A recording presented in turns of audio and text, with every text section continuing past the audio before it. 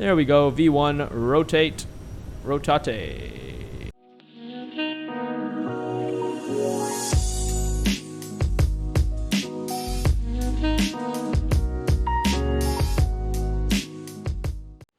What is going on, guys? Flyby Simulations here, and welcome back to another full flight episode on this channel. And today, as you guys can see, for a change, we don't really have the fly-by-wire A320NX mod, and instead, today we are flying the CRJ 700 by Aerosoft. So, of course, this aircraft came out a while ago, but I just never got the opportunity to take it out for a spin, and I just recently purchased it. So I basically have no practical experience with the aircraft. The only sort of learning I have with this is basically watching a multitude of video tutorials on YouTube by some of my fellow colleagues and reading a little bit of documentation. That didn't really help, to be honest. Mostly it was just YouTube tutorials. So I don't really have any experience with this aircraft. I have tried to code in dark start it before, but I only got to like the FMC programming bit, but after that I basically just ended it because I wanted to make a video covering my first impressions with this aircraft. So I know it's late, but it's there nevertheless. So if you guys are covering this aircraft, or if you guys are still pondering about getting this aircraft, then I guess maybe watching this video will allow you to get some perspective and get some clarity on that matter. So today, as you guys can see, we are in the blue KLM colors, and we are situated at Echo Golf Papa Hotel, or Edinburgh International Airport. The time in the sim currently is around 5:45 a.m., but since Britain is located, not Britain actually, isn't this Scotland? I forget. I think it is. Basically, all of that, like that part of the world is essentially so north that the sunrise happens very early in the morning and the sunset happens very late, so they get a lot of sunlight. So even at 5:45 they have plenty of basically visibility here, and the airport itself, actually I'll leave a link down in the description section of the video, is a fantastic freeware addition to the simulator. It almost looks payware. I mean, some of the ground markings and the tiling structures, as well as the air traffic control tower that has been modeled from scratch, and some of the advertisements over there on the buildings and stuff look absolutely fantastic, and I highly recommend you guys check this project out. I'll leave a link down in the description section of the video. But we're basically taking this KLM 1276 flight all the way to Eham, or Echo Hotel Alpha Mike, or Amsterdam Schiphol International Airport, and it's going to be super exciting because I've never flown into Eham in this simulator yet, and I've never taken out of Edinburgh. So it's going to be new stuff all around, new aircraft, new scenery, new airports, as well as a lot of new fun. So without further ado, I think we've rambled on for quite a long time here. Let's jump into the flight deck and look at how to program this baby up for departure. Alright, ladies and gentlemen, we are in the flight deck of this aircraft. I'm not going to lie, this is pretty overwhelming for me considering I've never actually played around with this aircraft, but I have to say that I'm pretty excited that there is a new payware aircraft, not study level, but like pretty complex, where most of the switches and buttons work for us to play with in the simulator. So we're going to go up to the overhead panel, and the first thing obviously is to turn on some electrical power. So get the battery master on. The aircraft's going to do a few beeps, and we're going to go ahead and turn the APU door on, which we can see on the MFD here. It should say APU door open. There you go. And we're going to go ahead and start up the APU. Now the APU startup procedure, last time I actually did it, doesn't take that long at all. So as you guys can see, the RPM starts firing up instantly. We're already at 50% APU, so it works extremely fast. In the meantime, we can come here and look at this the absolutely amazing EFB supplied by the aircraft, electronic flight bag. It has a lot of characteristics where we can essentially control a lot of different components about the aircraft, such as the passenger doors. We can control the maintenance, the options. You guys can check out. The only option I've changed here is the IRS alignment time. It takes quite a bit of time to align the IRS systems within this aircraft if you leave it to realistic. So I've just turned it to quick. So it's not instant, but it takes considerably shorter amount of time as compared to doing it on realistic. Performance, we're going to be taking a look at this page later. We're going to use this to set our payload as well as zero fuel weight and fuel weight and stuff like that, and set it into the simulator, as well as calculate our takeoff speeds for departure. You also have checklists. We, for today's flight, are not going to be using checklists because I want to basically code and dark power this aircraft up as organically as possible, kind of learning as we go along as compared to using a very structured approach. So if you guys want to see a checklisted video, this is not it, I'm sorry, but I think it's going to be fun for you regardless, so stick around to find out. As you guys can see, I have also turned off the first officer's displays by altering the config files. That saves me some performance. So if you guys want to know how to do that, I can show you guys in a video tutorial, so let me know. But now that we've done all that and the APU is fired up, let's also go ahead and turn on the nav light over here. Let's go ahead and turn on the logo light, and let's also turn on the hydraulic system 3A to auto. Oh wait, is it 3B? I think it's 3B we need to, oh wait, no. Oh yeah, 3A we have to turn it to auto. There we go, perfect. And we can turn on the air conditioning systems, and the recirculation fan can come on, and we can get some overhead lighting here as well. There we go. Now the aircraft's starting to look a little alive. We can do the same on the pilot's side and get some flood lighting here as well. We're going to be turning that off pretty soon, actually, considering it's morning and we're not going to be needing that for too long. But I can just show you guys the lighting effects if you haven't seen it. So yeah, lighting absolutely looks fantastic within the sim as well. And we can go ahead and turn on the IRS systems. So there you go, IRS system 1 to nav and 2 to nav as well. And we can begin programming this amazing Collins FMC here. So going into the pause init page, we're going to set Echo Golf Papa Hotel as our departure airport.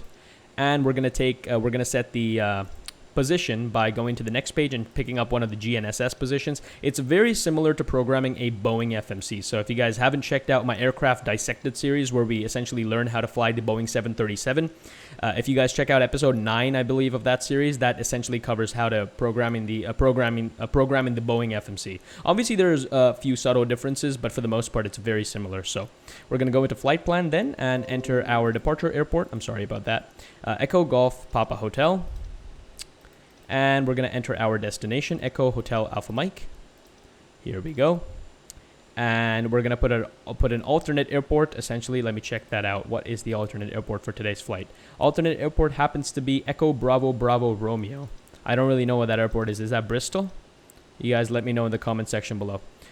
Flight number, as I said before, KLM 1276 can be set down here. And we can execute that by pressing this execute button as well. Next up, we need to go to the performance initialization page, and here is where we're going to use the fantastic EFB software. So we're going to go into performance and essentially switch this to 0 fuel weight, as it's easier to enter that information.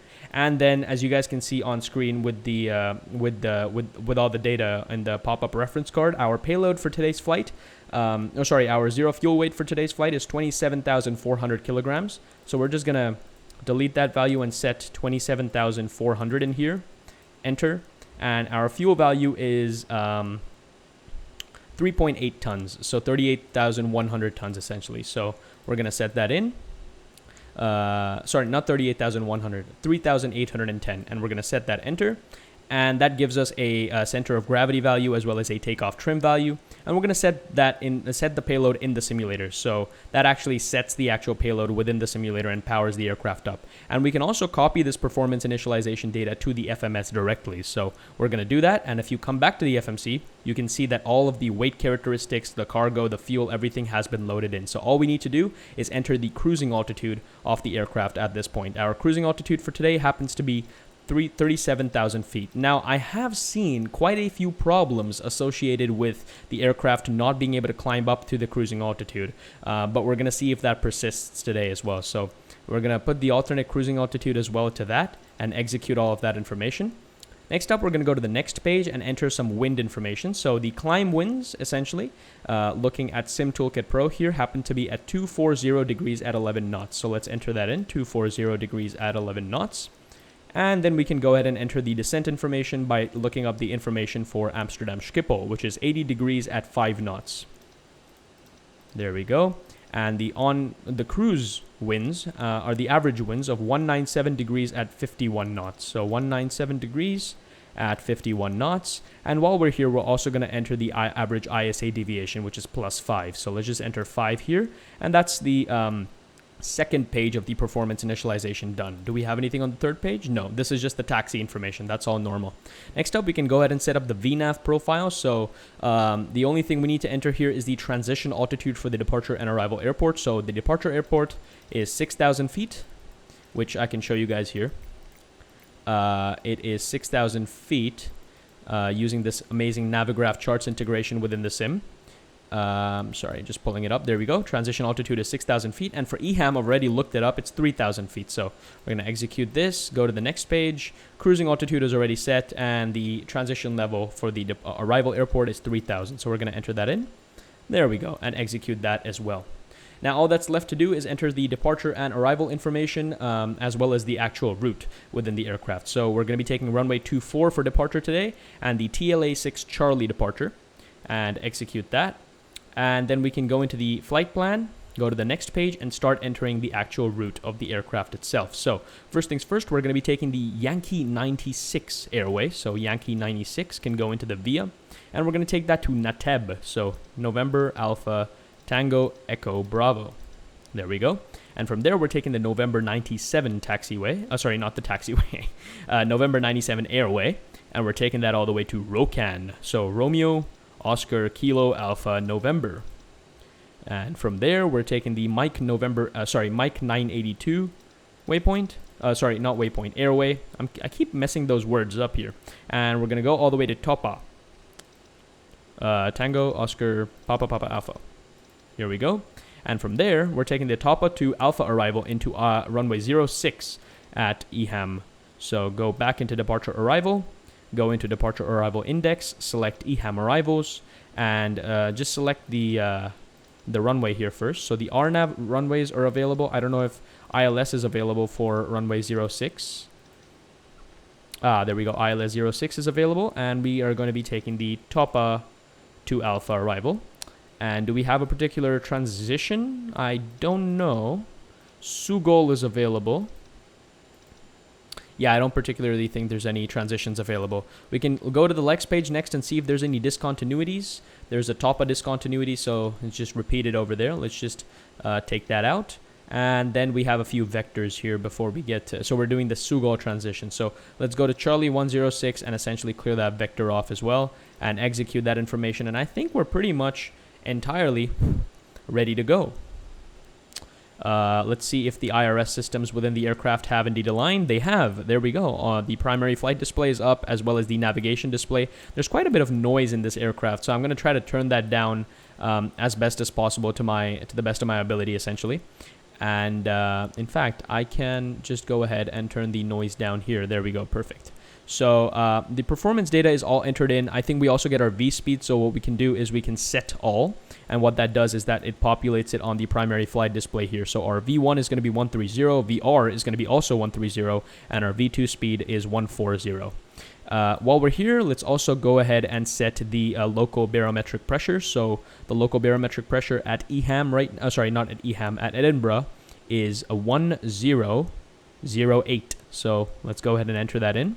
Let's get the yoke out of the way, and we can enter 1008 on the pilot's side, as well as on this standby altimeter over here. Perfect. All right. So now that that's done, what else do we have to do? We can set up the MCP over here, the mode control panel, with some of the important information we're going to need for flight. Our departure heading, or the runway heading, which we can check out on the airport tab over here, is 241 degrees. So let's set that up first. 241 degrees. And you can see the value moving here as I adjust 241 degrees. 241 is set. Speed we can set to 230 knots initially as we depart. And we can set the speed mode active on the MCP. And we can also turn the nav mode active on the MCP, considering we're going to be using the nav. That's the LNAV, essentially, if you're coming from a Boeing. And the initial altitude for today is 6,000 feet, which is also our transition altitude. So we're going to set 6,000 feet over there. And that's pretty much everything ready to go. Flight directors are already armed. There we go. Flight directors armed. Speed, again, is checked at 230. Nav is, again, checked. And altitude is already set. So we're pretty much good to go. Another thing we can essentially change here is we can set the ILS 24 nav radio here nav frequency if we need to perform an emergency landing back at the airport. So if we go into NDB ILS runway 24, the localizer frequency is 108.9. So just for a safe measure, we can go here and change this to 108.9 and set that as the active frequency. We can also go ahead and test the stabilizer trim values and then re-engage them. We can change the Mach trim value and essentially engage that. We can turn on the yaw dampers. So just click that once and then click it again, and that should arm it. We can also turn on the standby what's it called, transponder over here. And once that's all done, we're essentially ready for pushback and departure. So that didn't take as long as I was expecting it to. So now that that's done, we can go ahead and turn all of these systems to the auto position as well, and we can get the windshield heating system to low so that our windows don't fog up. We can also get the beacon light on. We can get the right and left boost pumps on, or the left and right, I should say, as I did that in that order. We can also get the different passenger signs turned on, and the emergency lights can get armed. And yeah, I think we're pretty much ready for departure here. So I'm gonna lower the brightness on this. This is pretty high brightness. There we go. Perfect. That's much better. All right. In fact, we can just turn this off. We don't really need it anymore now that we're ready for departure here. So I'm going to use our fantastic plugin here, the Pushback plugin, and we're going to go into Pushback and say Start Pushback. And that should get the pushback tug to us. Oh, one thing we do need from this is we need to get rid of the wheel chocks here. So the aircraft, and we can essentially get rid of the wheel chocks and make sure that our parking brake is indeed set down here. So parking brake is set, and we have nothing to worry about there. So perfect. And also the spoiler. I essentially, in this view, essentially this kind of blocks the clear button. So I just essentially set it out, but I have to make sure I remember to put it back in its original position before we go. The legs, I haven't really checked the plan for the departure, but I think it should be okay. Yeah, for the most part, the departure looks okay. Any other adjustments that need to be made, I can make that as in the cruise, so you guys don't have to get bored to death by it. But yeah, we can also get some lighting over here on this side. But yeah, I don't know about you guys, but I love the fact that we have another aircraft to play around with within the sim. So super excited about it, and you guys can expect a bunch more Aerosoft CRJ videos on the channel as well. So runway 24 is over there, so we're going to be doing a nose left, tail right departure. Yeah, so we're just gonna focus on the pushback first and then start up the engines. I want you guys to hear the engine sounds and everything, so let's go ahead and increase the tug speed here.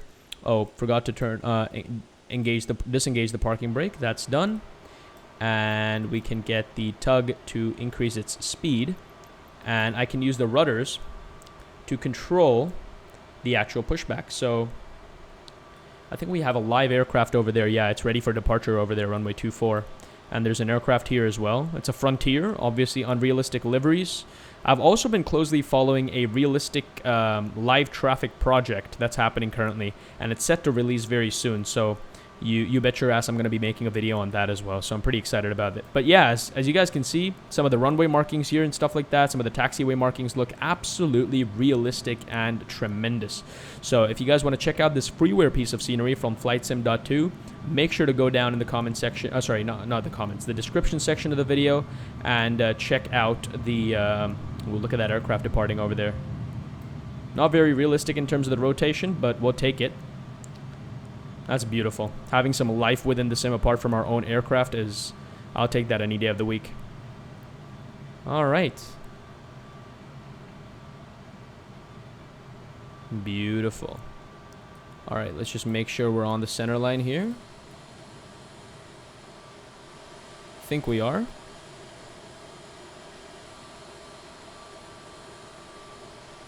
Perfect. Okay. So what we can do is get back in the flight deck and essentially tell him to stop doing the pushback. So let's slow down the pushback, end the pushback, and set the parking brake, and we can start getting the engines ready to start essentially. So start up the right engine, and the way we start the engines in this aircraft is that there are red mechanical locks here that you have to release when you're injecting fuel into them, kind of similar to the Boeings as well. So we're essentially waiting for the N2 over here to get to around 20%, and then I'm going to release this lock and get the throttle levers to idle. So 19%, I think that's good enough. We're going to get this back to idle. And you can see that the fuel will begin to spike and the engine will begin to start. So you guys can hear that in the background as well. I hope you can at least.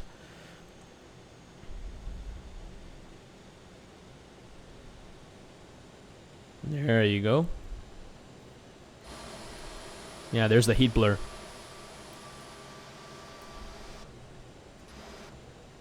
All right. So we should get a cutoff here as the engine starts up. There we go. Engine started up. We can go ahead and start up number 1. Oh, forgot to turn... Oh, yeah, we did turn on the beacon light. My bad. We had everything turned on. We're very responsible.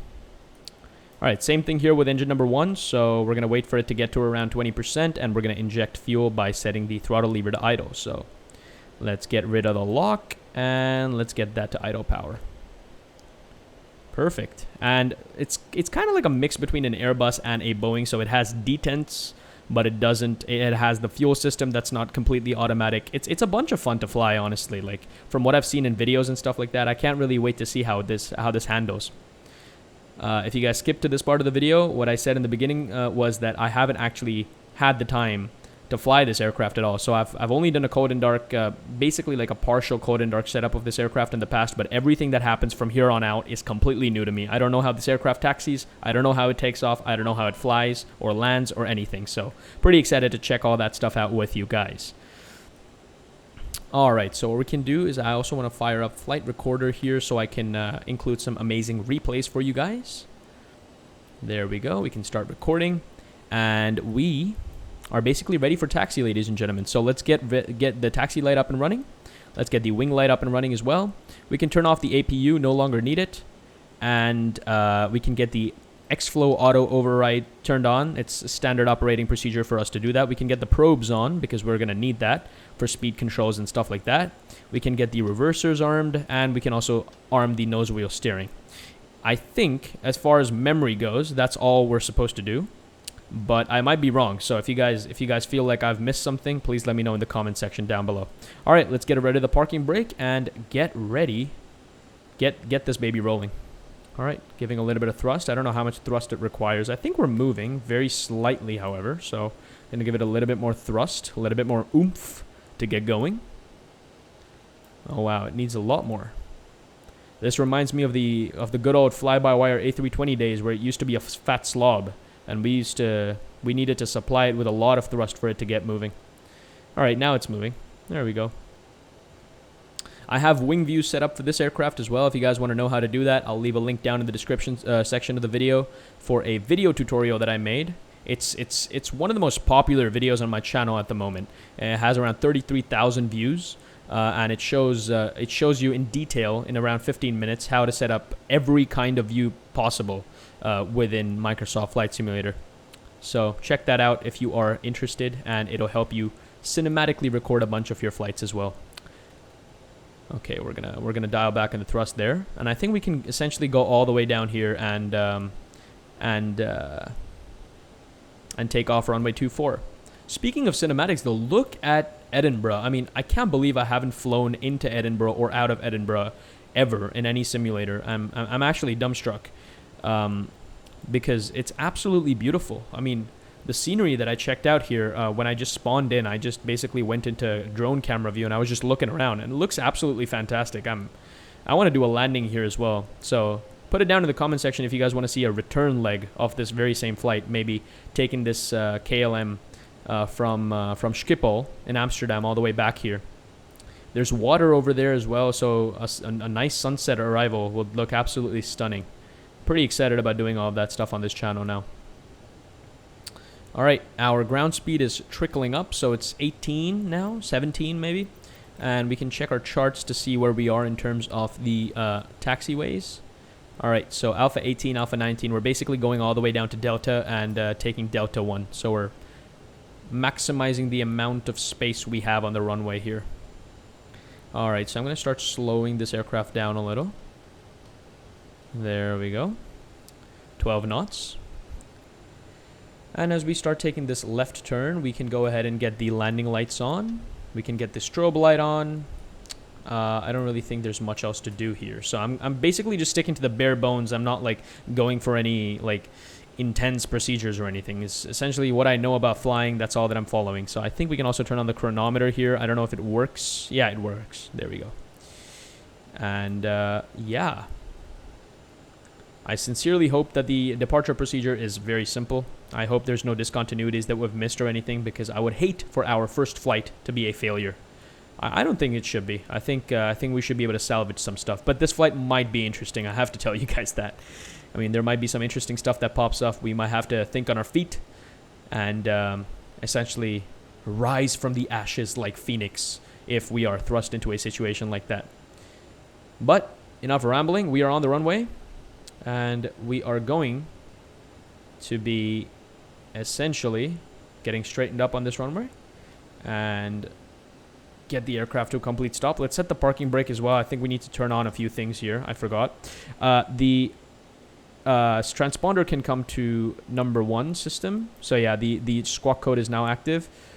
The weather radar can come on here. And can we get some traffic collision and avoidance here? Maybe get the traffic system on. I think the traffic is on now. The range looks good. The radar terrain we can get on as well, maybe. Yeah, the terrain radar is on. The weather is on right now, actually. Tug speed, blah, blah, blah. Bearings, I think we're on FMS 1. That's all looking good. The barometric pressure is set. I think the one thing we didn't set, actually, is the last thing I remember. If you press right Alt on your computer, you can pop this display out. And the airport elevation for this airport is, I think, 120 odd feet or something, 136 feet. So we're going to go ahead and set that here as well. So go up to the cabin pressure and set 100 and whatever's closest to 136, essentially 140 feet. And now we're ready for departure. So let's come back down here. What's the performance we're getting? 42 frames per second. That's not bad at all. And let's go ahead and release the parking brake. And let's get out of here, ladies and gentlemen. So let's get 50% thrust. And let's go full on. Toga. Oh, flaps. Forgot to let's set the flaps. All right, we're setting the flaps right now. See, this is the kind of stuff I was talking about. I'm bound to forget some stuff. All right, flaps 8 is set. And we are ready. I've never done that before. Forgetting to set flaps. All right, we're tacking it down the runway. Clearly see some of the changes in elevation of the runway. There we go. V1, rotate. Rotate.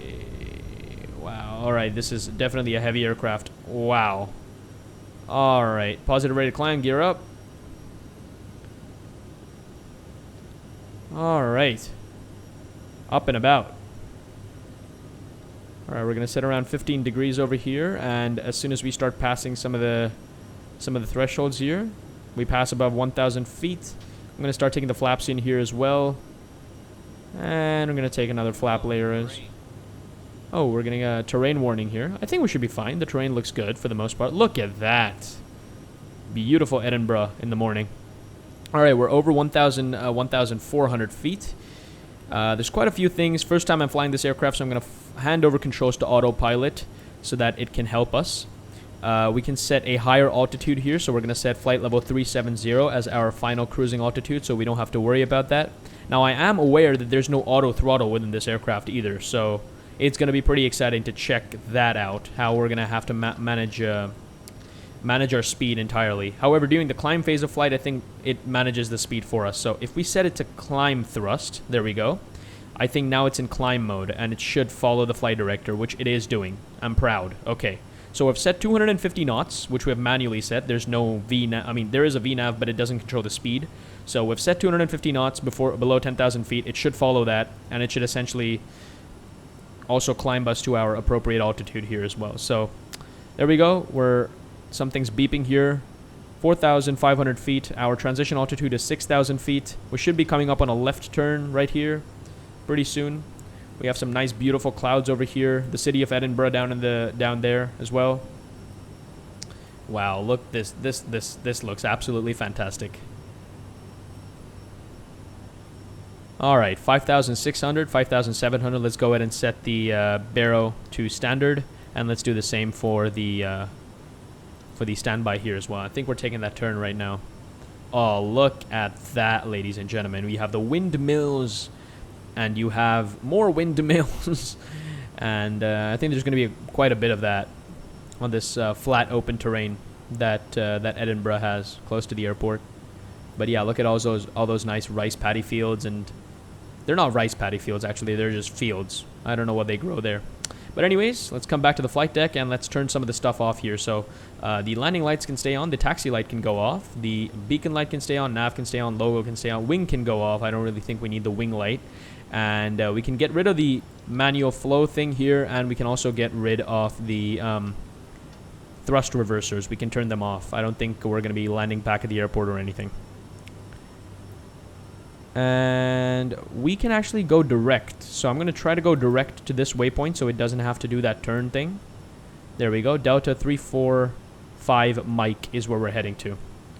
And we're getting pretty close to 10,000 feet here as well. So let's see what the aircraft does when we get to that altitude. I don't know if it's going to do anything. We might have to set a higher speed though, so that'll be exciting to see. As we're getting ever so closer to 10,000 feet, let's also go ahead and turn off the landing lights as well. Perfect. And speed is set, altitude is set, nav is set. It's doing everything just as I wanted to. Perfect. Alright, so we're going to set a higher speed here as well. So set a speed of 290 knots for our climb. And that pitches our aircraft down. And we can also sync up the heading bug. So this aircraft has a really nice feature where if you want to sync up the heading bug, simply just push this button in. And that essentially syncs up your heading with where you're flying. However, we're going to have to do that again when we get established on this path here. So there we go, ladies and gentlemen. That was the startup, cold and dark startup of the Aerosoft CRJ 700 from Edinburgh, and we're taking this all the way to Amsterdam. So if you guys want to see the arrival, approach, and landing into Amsterdam, you guys already know there's going to be a part 2 to this, and it's going to be coming out very, very shortly. So if you guys enjoyed this video, make sure to give it a like, make sure to subscribe to the channel. It's free, and it helps me out. And also make sure to hit that little bell icon right next to the subscribe button so you guys get notified of every time I upload a video. It's very helpful because then you guys know of more such flight sim content coming your way. So with that all said, I'll see you guys in episode 2. Thanks for flying by.